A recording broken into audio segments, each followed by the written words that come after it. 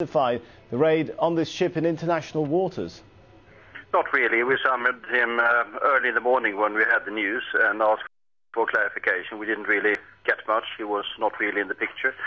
What has become clear since then is, of course, that this took place in international waters. And that means that it is a violation, no question about that, of international law. And then on top of that, the evident overuse of violence from the Israeli forces side, which we have had reason now to condemn from the European Union side in rather strong terms. And we have, as I think you noted, demanded an immediate, full and impartial inquiry into the events and the circumstances surrounding them. And then we'll take it from there. Clearly, someone must be held accountable for what has been happening this morning. Do you think it's now time for the Israeli blockade of Gaza to come to an end? I've thought that for a long time. I mean, the blockade is counterproductive from the Israeli point of view. I mean, what's been happening today, of course, fuels extremists of all sorts. And that cannot be in the Israeli interest. It profoundly damages the interest of Israel and the prestige of Israel around the world. I mean, it looks like Israel is no longer defending Israel. They are defending a blockade, which has become a purpose in itself, and then does tremendous damage to Israel, and their souls eventually to the possibilities of peace in the Middle East. So it is a profoundly counterproductive policy, which I sincerely hope that voices of reason in Israel would see the complete bankruptcy of after this. Right. If that's the case, then will Sweden be seeking coordinated EU action to try and end this blockade?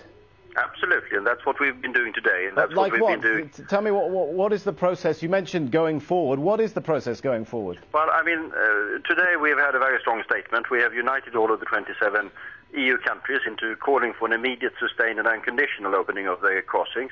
What I would hope is that when the emergency session, or extra session, extraordinary session of the UN Security Council meets in some hours in New York in the middle of the night European time, that we will get the entire United Nations Security Council behind these demands, both for an inquiry and for an opening of the crossings.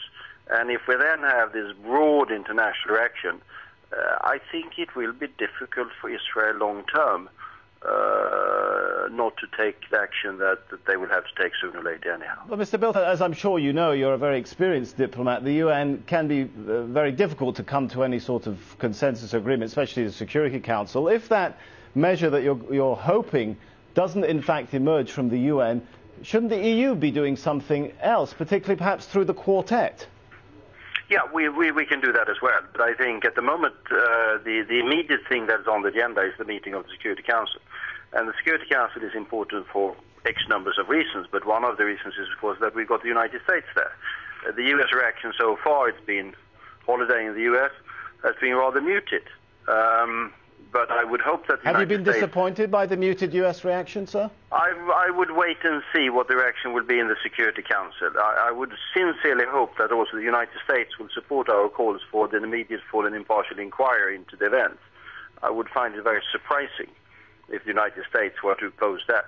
And if the Security Council, the European Union, the United States demands this, I would be surprised if we don't find voices in Israel tomorrow that demands the same thing. All right, Carl Bildt, Sweden's Foreign Minister, thanks so much for talking to us.